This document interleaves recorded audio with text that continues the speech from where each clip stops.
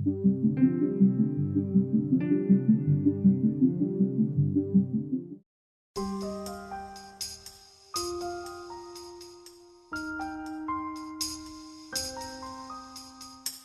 is a really terrific project. It's been funded by a lot of NIH agencies and also by private industry. And it basically tries to understand what are the best predictors of Alzheimer's disease, what are the best measures of Alzheimer's disease spreading.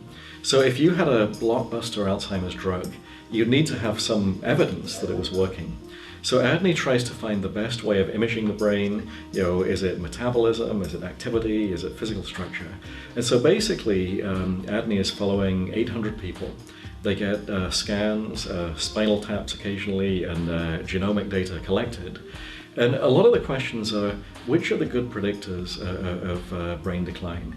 Which are good measures of whether medications are working? This project's been going for quite a while now, and it's discovered a lot of important markers that tell you whether you're getting better or whether the medications are working. A lot of the work that ADNI is allowing us to do is build methods that we're going to be using in drug trials. And so one thing that's sort of interesting is that not all the interventions for Alzheimer's disease are drugs. And so there's cardiovascular interventions, there's lifestyle interventions.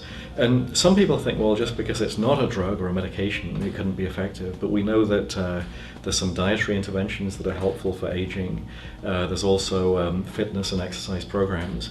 It's very important to know which things are best. So we have a lot of studies of cardiovascular health in the brain, and some of them are very promising. And so we know that if you can walk a little bit every day, I mean, elderly people can certainly walk, they might not want to get up and get around much more than that, but it really truly saves brain tissue. So often they can be important even before the drugs come to the market.